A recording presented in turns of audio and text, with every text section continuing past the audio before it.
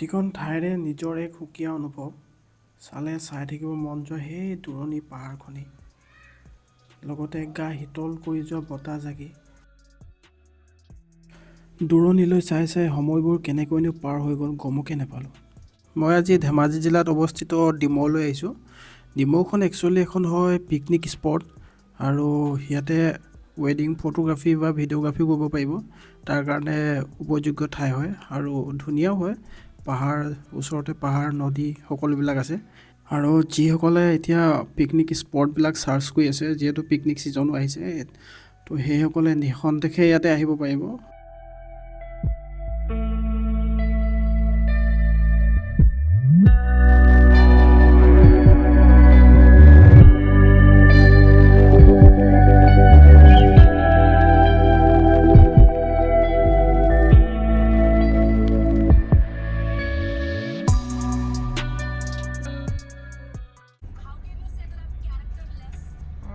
গাড়ীখন এনেকৈ ঘূৰাই এইখন তলতে পৰিব। তলত যাবগৈ, এতিয়া চাব দেই।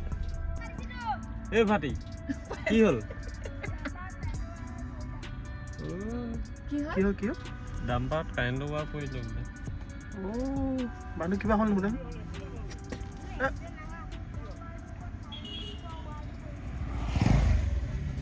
লক্ষ্যস্থান যিয়ে নহওক লাগে, সেইটো ডাঙৰ কথা নহয়, কিন্তু লক্ষ্যস্থানলৈ যোৱাৰ ৰাস্তাটো, মানে দুইফালে প্ৰাকৃতিক দৃশ্য চাই যোৱাৰ মজাই বেলেগ।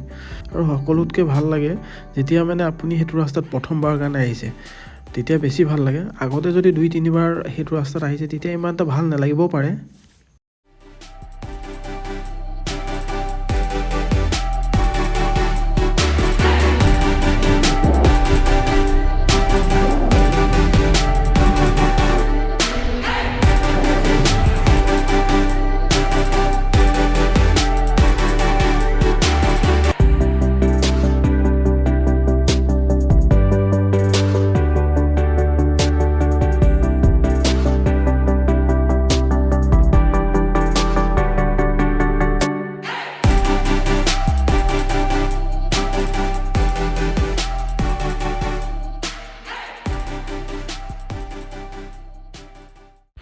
ফাইনেলি আমি আহি ডিমৌত সোমালোহি, মানে যিখন পিকনিক স্পট হয়।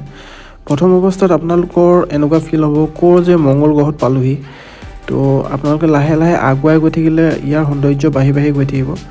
যিমানেই আপোনালোকে পাহাৰখনৰ ওচৰ কাষ চাপি যাব, সিমানেই আপোনাৰ ইয়াৰ সৌন্দৰ্য বাঢ়ি বাঢ়ি গৈ থাকিব।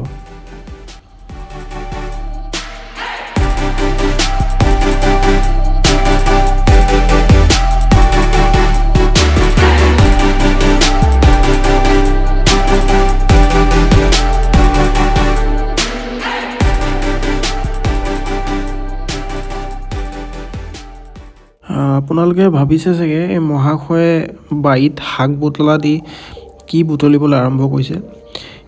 এবিধ হ'ল বন। দেখাত মানে আপোনাৰ একেবাৰে কোঁহোৱা বনজোপা নিচিনাই লাগিব, কিন্তু ই প্ৰকাৰত সৰু হয়। ইয়াৰ যদি হাইটটো হ'ল যদি আপোনাৰ 5 চেণ্টিমিটাৰ, আৰু কোঁহোৱা বনৰ হাইটটো হ'ল 5 ফুট, এনেকুৱা টাইপৰ। তো ই কোঁহোৱা বনতকৈ বহুতে সৰু হয়, আৰু যিহেতু দেখাত কোঁহোৱা বনজোপাৰ নিচিনাই, সেইটো কাৰণে মই মৰমতে ইয়াক মাইক্ৰ' কোঁহোৱা বন বুলি নাম দিছোঁ। আপোনালোকে যদি এই বনজোপাৰ নাম জানে, কমেণ্ট বক্সত জনাই দিবচোন, মই নাজানো মানে।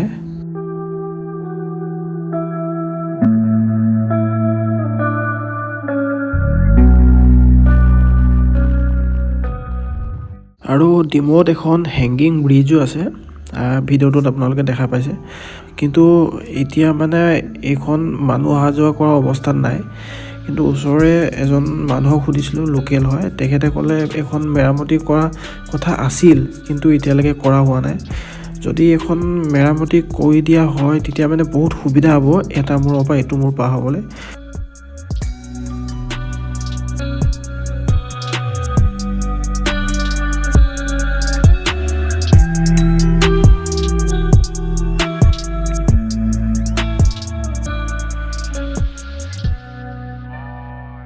আৰু এই হেংগিং ব্ৰিজখন যেতিয়া বনি যাব, যেতিয়া ৰিপেয়াৰিং কৰিব, তেতিয়া ডিমৌৰ যিটো সৌন্দৰ্য আৰু এগুণে বাঢ়ি যাব। হ'লেও খৰালি কালত মানুহে নদীখন পাৰ হ'ব পাৰে, খোজকাঢ়িয়ে মানুহে পাৰ হ'ব পাৰে, কিন্তু পাহাৰীয়া নদী যিহেতু ঠায়ে ঠায়ে অলপ মানে পানীৰ সোঁতটো বেছি দেখা পোৱা যায়। সেইটো কাৰণে অলপ চাই চিতি যাব, বেছি দ জেগালৈ নাযাব। সৰু ল'ৰা ছোৱালী যদি লৈ যায় সিহঁতক অলপ চকু কাণ দিলে ভাল হ'ব।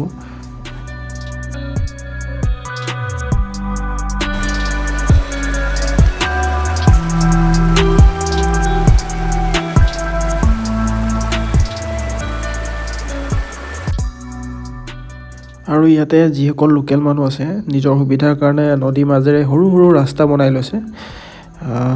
অলপ হেভি ডিউটি যিবিলাক গাড়ী থাকে 4x4 বা ট্ৰেক্টৰ তেনেকুৱা ধৰণৰ গাড়ীবিলাক ইয়াতে যাব পাৰি। আমাৰ যিবিলাক ঘৰুৱা গাড়ী হয় সেইবিলাক ইয়াতে যাব নোৱাৰি। নিজৰ সুবিধাৰ কাৰণে বনাই লৈছে আৰু মই অলপ খোজকাঢ়ি চালোঁ কেনেবাকৈ যাব পাৰোঁ নেকি। পানী আছে, মই যিহেতু জোতা পিন্ধি আছিলোঁ পাৰ হ'ব নোৱাৰিলোঁ, কিন্তু পাৰ হ'ব বুলি ক'লে পাৰ হ'ব পাৰি খালী ভৰিয়ে। এতিয়া মই এষাৰ বাক্য কৈছিলোঁ খালী ভৰিয়ে বুলি। ইয়াতে যদি খালী ভৰি আপোনালোকে খোজকাঢ়িম বুলি ভাবে অলপ সাৱধানে খোজকাঢ়িব লাগিব, যিহেতু ইয়াত বটল ভঙা আছে।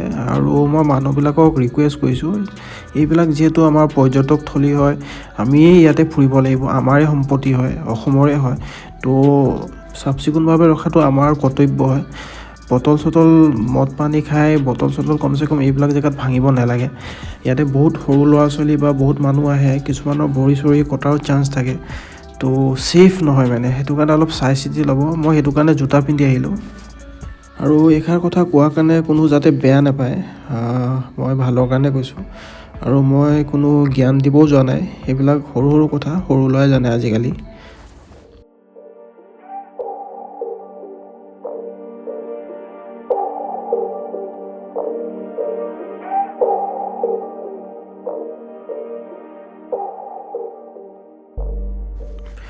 যিহেতু ঠাণ্ডা দিন আহিছে সেইটো কাৰণে দিনবিলাকো ছুটি হৈ গৈ আছে, গৰুবিলাকো লাহেকৈ ঘৰলৈ উভতি গৈছে। দৃশ্যটো চাই কিবা এটা গাঁৱৰ পৰিৱেশ এটালৈ মনত পৰি গ'ল, ভাল লাগিলে কিবা এটা দেখি। কিন্তু ক'বলৈ বহুতখিনিয়ে কথা থাকে, কিন্তু ইমানখিনি ক'লে ভিডিঅ'টো বহুত দীঘল হৈ যাব। যিহেতু আন্ধাৰ হৈ আহিছে, আমিও ইয়াৰ পৰা উভতি যাব লাগে। ঠিক আছে, ভিডিঅ'টো আজিলৈ সামৰণি মাৰিছোঁ। আৰু আপোনালোকে পাৰিলে জনাব ভিডিঅ'টো কেনেকুৱা হৈছে, তেতিয়া আৰু কেনেকুৱা ধৰণৰ ভিডিঅ' বনালে ভাল পাব আপোনালোকে ক'বচোন যদি পাৰে।